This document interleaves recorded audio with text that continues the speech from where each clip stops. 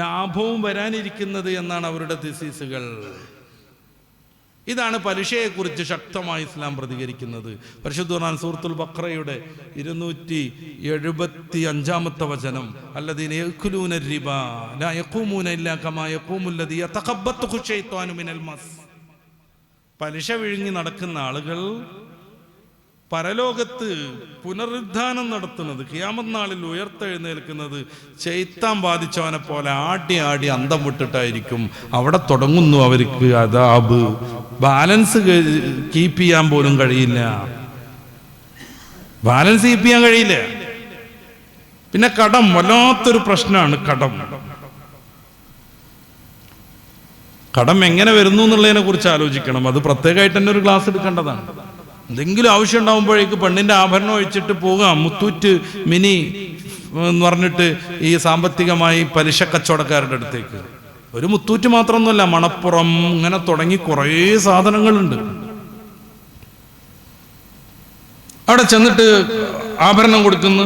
അവര് പറഞ്ഞിടത്തൊക്കെ 5-6 ഇടത്ത് ഒപ്പിടുന്നു. ഇതെന്താന്ന് വായിക്കാൻ ഒന്നും ഇംഗ്ലീഷാണ് അറിയില്ല, രണ്ടാമത്തത് വായിക്കേണ്ട താല്പര്യമല്ല. ഇപ്പം ഇത് കൊടുത്തിട്ട് പൈസ കിട്ടിയാൽ മതി. ഒരു ഇഷ്ടപ്പെടുന്ന സിനിമാ താരങ്ങൾ ഇങ്ങനെ വരുന്നു, 1000 രൂപക്ക് 1 രൂപ പലിശ എന്നും പറഞ്ഞിട്ട്, 1000 രൂപക്ക് 1 രൂപ, എന്ത് ലാഭമെന്നും പറഞ്ഞു പോണ്.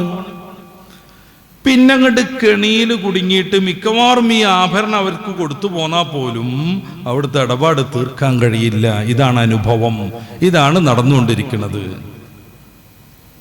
ഒരാള് ആഭരണം വെച്ചിട്ട് ഇതുപോലുള്ള ഏതെങ്കിലും ധനകാര്യ സ്ഥാപനത്തിൽ നിന്ന് 1 ലക്ഷം രൂപ എടുത്തു.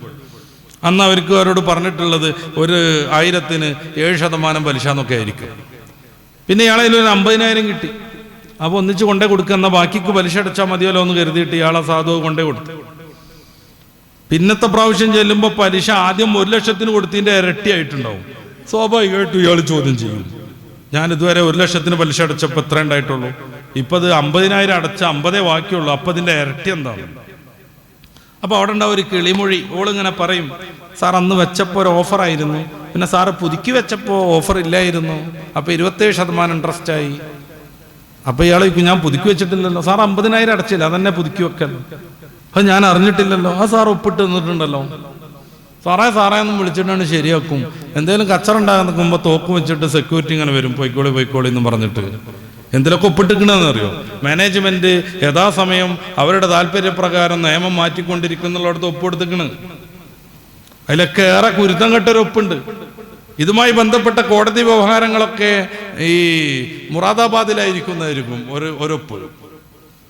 എന്നിട്ട് കോടതിക്ക് പോകാൻ മുറാദാബാദിക്ക് പോകണം, 2 ദിവസം മുന്നേ പോകണം, അതിന് 2 ആളെ കൂട്ടിന് പിടിക്കണം, ഇങ്ങനെ പല സംഗതികളും. ഇതൊക്കെ ഒപ്പിട്ട് കൊടുത്തിട്ടാണ് ഈ പലിശ വാങ്ങുന്നത്. ഗത്യന്തരമില്ലായിട്ടല്ലേ എന്ന് ചോദിക്കും. എങ്ങനെയാണ് ഈ ഗത്യന്തരമില്ലായ്മ തീരുമാനിക്കുക എന്നുള്ള പ്രധാനപ്പെട്ട ഒരു സംഗതിയാണ്. 10 ലക്ഷം രൂപ ഉണ്ട്, മാന്യമായ വീട് വെക്കാം, വേണമെന്നുണ്ടെങ്കിൽ അപ്പുറം പിന്നെ നീട്ടാം, അല്ലെങ്കിൽ മേലക്ക് ഉയർത്താം. ചുറ്റുഭാഗവും പില്ലർ പിടിപ്പിച്ച് കുറേ ആർച്ചുകളും കുറേ കലാവൈഭവങ്ങളുമായിട്ട് വീട് വെക്കണമെങ്കിൽ ചിലപ്പോൾ 50 ലക്ഷം വേണ്ടി വരും. അപ്പോൾ ഈ 10 ലക്ഷത്തിൽ കൂടെ ഒരു 40 കിട്ടാൻ വേണ്ടിയിട്ട് പലിശക്കാരെ സമീപിക്കുന്നു. ഏതെങ്കിലും ബാങ്കിൽ പോയിട്ട് ആധാരം പണയം വെച്ചിട്ട് ഹൗസിംഗ് ലോൺ എടുക്കുന്നു. ഹൗസിംഗ് ലോണൊക്കെ ഫ്ലാറ്റ് ലോണാണ്. എന്താ വെച്ചാൽ എത്ര അടച്ചു കൊടുത്താലും ഇൻട്രസ്റ്റ് ആദ്യം തന്നെ അങ്ങനെ ഉണ്ടാവും, ആളുള്ള മാതിരി തന്നെ ഉണ്ടാവും, കുറയില്ല. മൂലധനം കുറയണനുസരിച്ച് ഇൻട്രസ്റ്റ് കുറവ് വരില്ല. ഒന്ന്. രണ്ടാമത് ആദ്യമൊക്കെ അടക്കണ പൈസയുടെ 80% ഇൻട്രസ്റ്റിക്കാണ് പോകുക, 20% മുതൽക്കുള്ളൂ.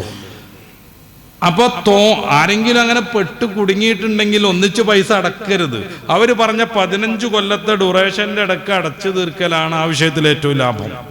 ആദ്യം കൊണ്ടുപോയി നമ്മൾ അടച്ചിട്ടുണ്ടെങ്കിൽ അതിന്റെ 80% പലിശക്കട പോകും, പിന്നെ 20 ബാക്കി ഉണ്ടാവുള്ളൂ. അപ്പൊ ലാസ്റ്റ് വെച്ചിട്ട് നമ്മൾ അടച്ചു തീർക്കുമ്പോഴൊക്കെ പലിശ അടഞ്ഞിട്ടുണ്ടാവുള്ളൂ, മുതൽ ബാക്കി ഉണ്ടാവും. അതുകൊണ്ടാണ് ഞാൻ 5 ഇരട്ടി അടച്ചു തന്നില്ലേ, എന്നിട്ട് എന്താ പിന്നെയും മുതൽ ബാക്കി എന്നൊക്കെ ചോദിക്കണം. അതുകൊണ്ടാണ് ഈ നിയമത്തിനൊക്കെ ഒപ്പിട്ടിരിക്കുന്നത്. കോടതി പോയാൽ വിജയിക്കൊന്നുമില്ല. അപ്പൊ അവര് പറഞ്ഞ അനുസരിച്ച് അടവ് 15 വർഷത്തിന്റെ ഇടയ്ക്ക് അടച്ചങ്ങനെ തീർക്കുക.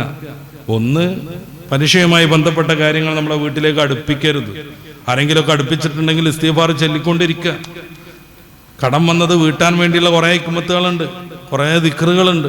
സൂറത്ത് ആൽ ഇംറാന്റെ 26, 27 ഓതിയിട്ട് റസൂൽ സല്ലല്ലാഹു അലൈഹി വസല്ലം തങ്ങൾ പറഞ്ഞ പ്രത്യേകമായൊരു ദുആയുണ്ട്.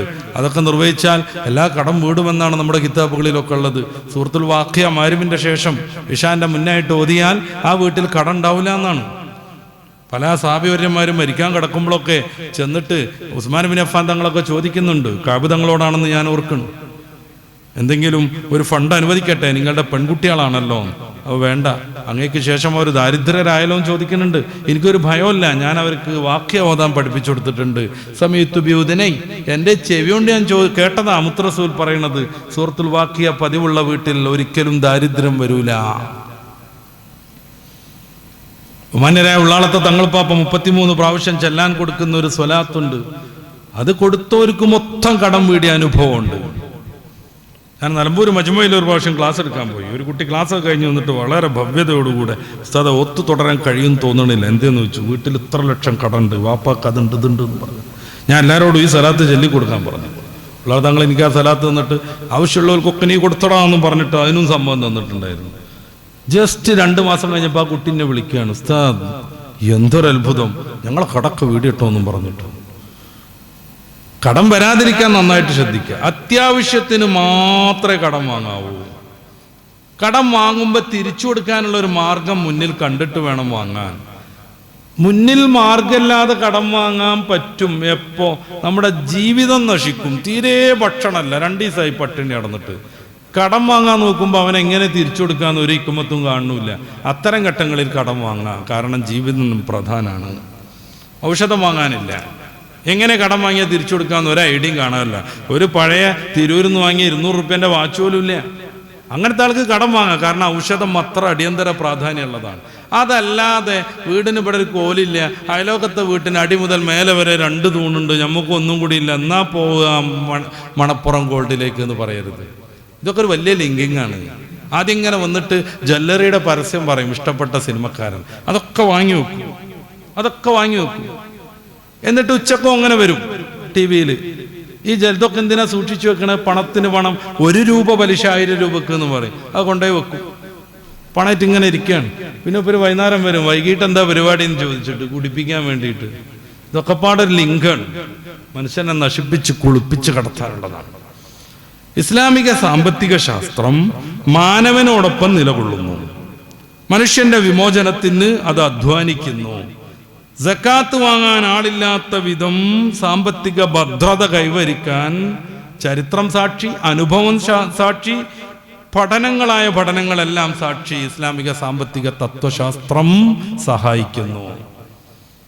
ലിഖൈലായകൂന ദൂലത്തം ബൈനൽ അഗ്നിയാഇ മിൻകും, നിങ്ങളിൽപ്പെട്ട ഒരാളുടെയും നിങ്ങളുടെ സമ്പത്ത് സമ്പന്നന്മാർക്കിടയിൽ തിരിഞ്ഞു കളിക്കാതിരിക്കണം. അവർ ബിസിനസ് തുടങ്ങുക, അവർ ഷെയർ തുടങ്ങുക, അവർ വേറൊന്ന് വാങ്ങുക, എങ്ങനെ ആവരുത്. അത് ജനങ്ങളിലേക്ക് കൂടെ ഇറങ്ങണം.